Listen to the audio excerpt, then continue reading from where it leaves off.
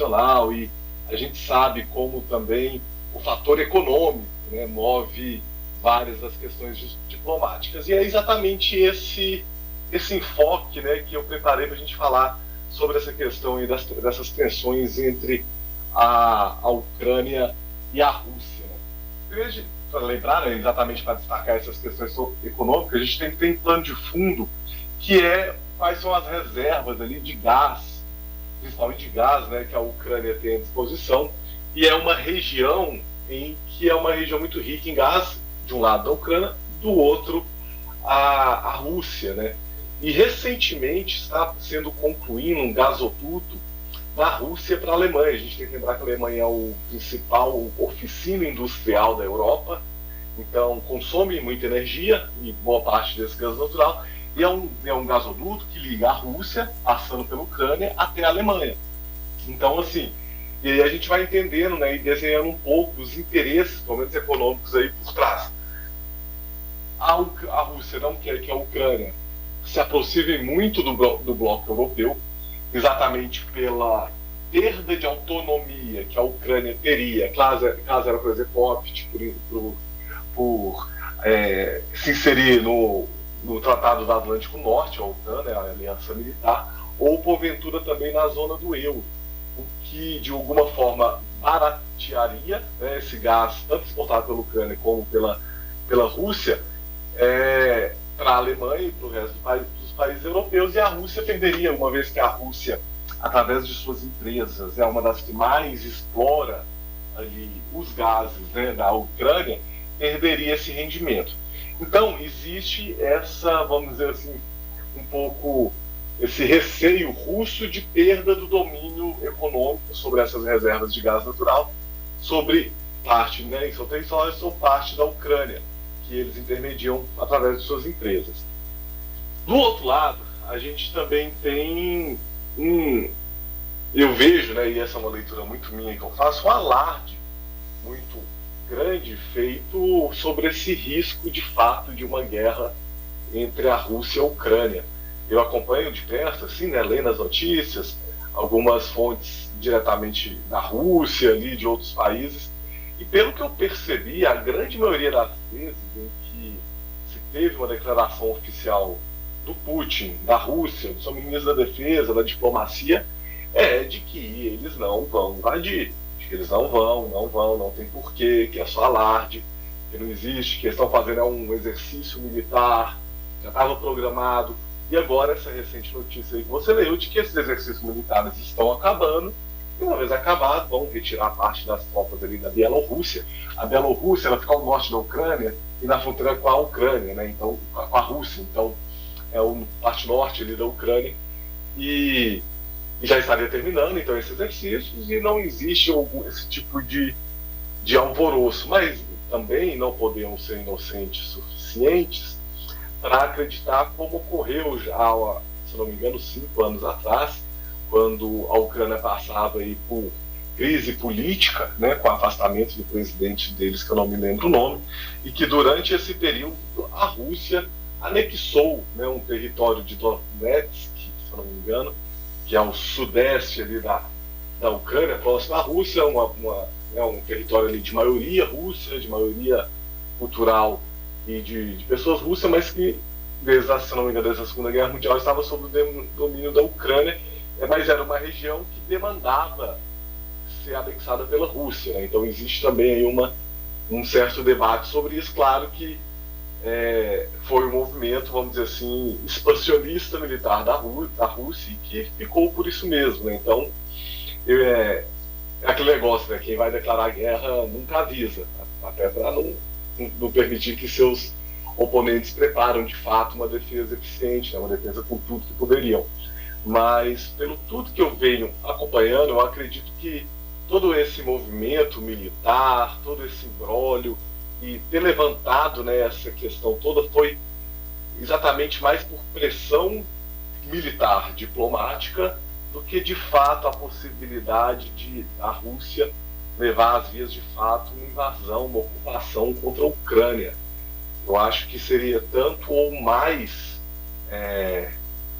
devastadora, custosa, né, cara, e sem retornos, como os Estados Unidos fizeram no Iraque, no Afeganistão. Né? A gente teve recentemente os Estados Unidos anunciando a sua saída do Iraque e não conseguiram fazer o que se predispuseram, né? Naquela época, desde a invasão do Afeganistão, depois a sequência de invasão do Iraque, já costumar as guerras ao terror, né, que os Estados Unidos promoveu depois dos ataques de 11 de setembro, invadindo o Afeganistão para procurar pelo regime talibã.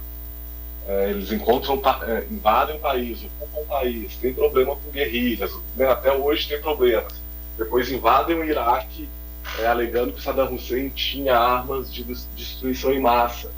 Armas essas que nunca foram encontradas. Retiraram Saddam Hussein, destruíram o país, levaram suas empresas, suas empreiteiras para tentar reconstruir o país, se envolveram aí até o pescoço nessa guerra, né? Ficaram 10 anos, não sei, mais do que 10 anos lá no Iraque, e enfim, estão retirando suas tropas. Então, assim, esse jogo de gente grande, né? Esse jogo diplomático, militar, eu vejo hoje como uma mudança de um perfil dessa economia, dessa diplomacia internacional. A gente conviveu durante a década de 80, 90, a partir principalmente da década de 90, os anos 2000 e 2010, com uma hegemonia completamente americana, né, os Estados Unidos podendo fazer as intervenções que ele quis, mesmo não sendo autorizado pelo Conselho de Segurança da ONU, como no caso do Iraque, se não me engano, como no caso do Afeganistão também, na Líbia, com o regime do Gaddafi. Então, assim, a gente assistiu uma hegemonia americana militar nos últimos 30 anos. E a Rússia, né, como herdeira da União Soviética, vem se colocando, né, vem utilizando do seu poderio militar para se impor certos interesses.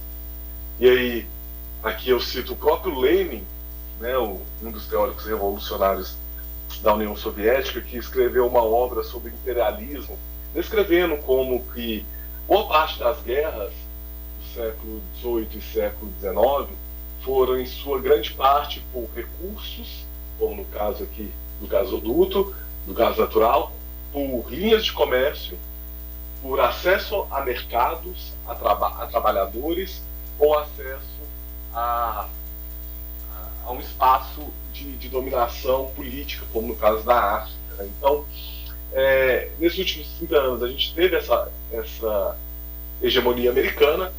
A Rússia, né, que é um país em desenvolvimento, não é desenvolvido, mas vem crescendo economicamente com o seu quase czar Putin, né, que já está aí desde quando eu me entendo por gente na presidência lá da Rússia, junto com a China, que também com o crescimento econômico puxado por um crescimento militar. A gente tem que lembrar ali dos movimentos da China no Oceano Pacífico, né, expandindo os seus territórios de mar através de ilhas que vão sendo construídas, né, ilhas que vão sendo aterradas. Realmente jogam terra suficiente para criar uma ilha, e aí você começa a contar a sua fronteira marítima a partir daquela nova ilha. Né? Então você vai expandindo a sua fronteira marítima à medida que você vai criando ilhas em certos dentro dessa sua própria fronteira. Né?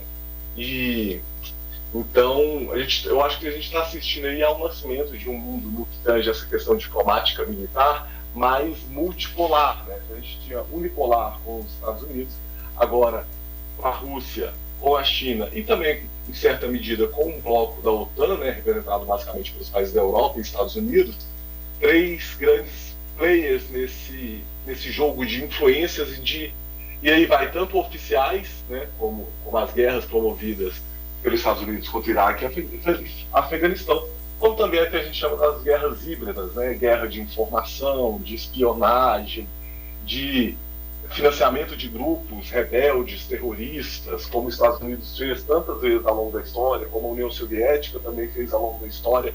Então essa guerra direta, mas né, a partir de influências, sejam por governos, movimentos rebeldes, fornecendo armamento, patrocinando golpes, ditaduras, né, como a gente já teve também na década de 70 no Brasil, mas patrocinando golpes, fazendo toda essa guerra híbrida, que não mais envolve, de fato, invasão e ocupação militar, mas, pelo que eu percebo, muitas das vezes, desestabilização institucional dos países, provocamento de crises internas dentro do país, para que sejam atendidos certos interesses, né? A gente não pode deixar de citar o que aconteceu com o Brasil e a própria política de preços da Petrobras, que a gente tanto fala, que antes a Petrobras era uma empresa estatal usada pelo governo para subsidiar o preço da gasolina, subsidiar a gasolina mais barata para o povo brasileiro, e agora ela é uma ferramenta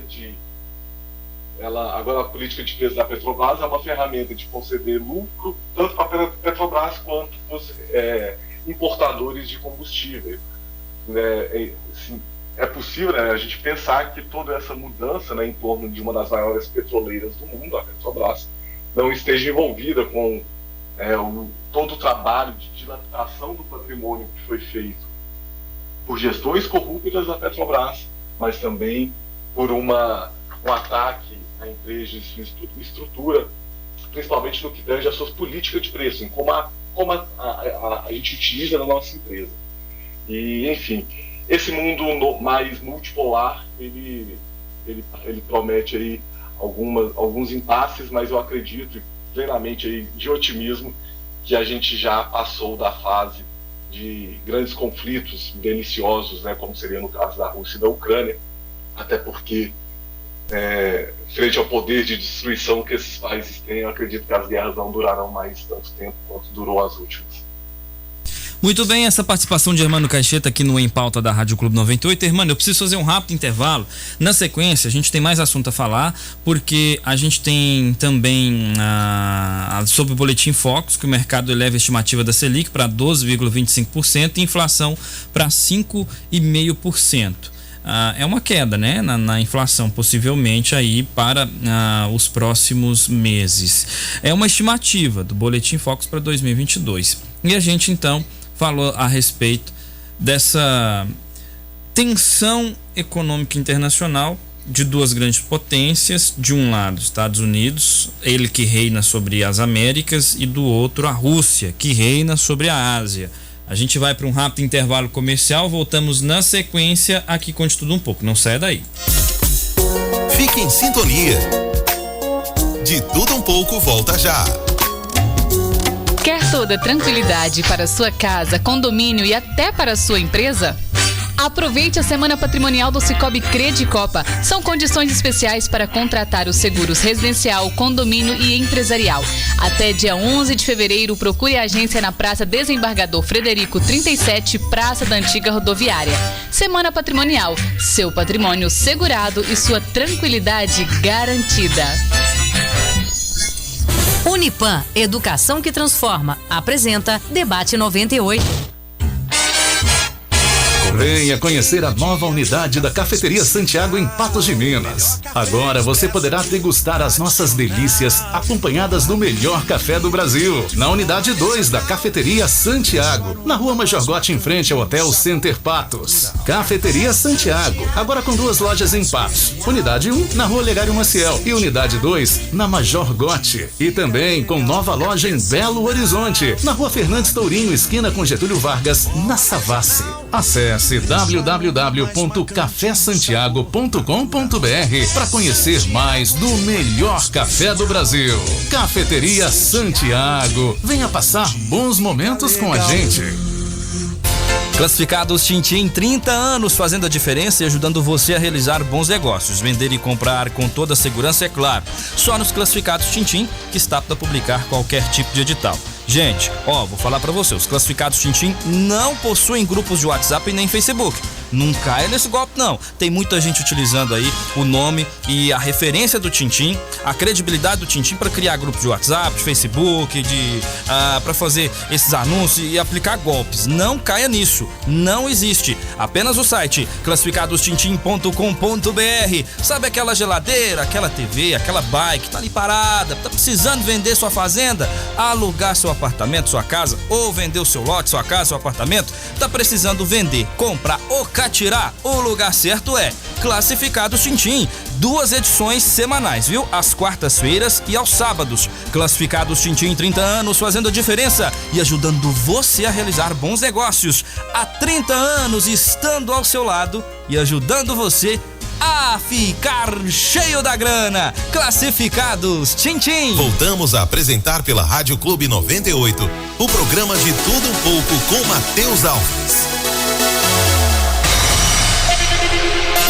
Muito bem, são 7h24 aqui na Rádio Clube 98. Irmão, Boletim Focus: mercado eleva a estimativa da Selic para 12,25% e inflação para 5,5%. Estimativa de crescimento econômico para 2022 permaneceu estável, com alta de, eu não sei se posso afirmar alta, com 0,3%, esperada para o produto interno bruto. É 0,1 coisinha, gente. A projeção de mercado financeiro para a inflação em 2022 subiu pela 5ª semana consecutiva. A mediana das previsões para o IPCA, índice de preço ao consumidor amplo, alcançou 5,5% ante 5,44% na semana passada. Os números são do Boletim Focus do Banco Central, divulgado na segunda-feira. O documento reúne estimativa de mais de 100 instituições de mercado financeiro para os principais indicadores econômicos. Irmão, eu quero que você vai citar aqui 2 pontos. Essa estimativa da Selic e o que ela interfere, e essa estimativa da inflação e o que ela interfere, para explicar para o ouvinte da Rádio Clube 98. Bem, tentar explicar sempre aqui de maneira rápida, né? Porque todo dia que a gente fala aqui da inflação, é o seguinte: a inflação, ela é o aumento do preço, né, em geral, o aumento do nível geral de preço. Está tudo ficando mais caro. No Brasil, a gente tem um regime de metas de inflação. O que isso fala? O Banco Central é uma autoridade monetária, é ele que toma conta do valor do dinheiro. E sendo assim, ele tem que manter essa inflação dentro da margem de segurança, que é, a meta é 3,5%, então ele pode ir até 5%, inflação para cima, e pode ir até 2% de inflação, né, até 2% de inflação, que é para baixo. Ele tem que ter a meta de inflação e tem esse regime de tolerância da inflação, 1,5% para cima, 1,5% para baixo. O Banco Central, ele não é um órgão de governo, é um órgão de Estado no Brasil, ele é independente, então ele só tem que fazer isso. E como que ele faz para ele manter, ou tentar manter, a inflação dentro dessa margem, né, próximo de 3,5%? Ele tem um instrumento, que é a taxa básica de juros.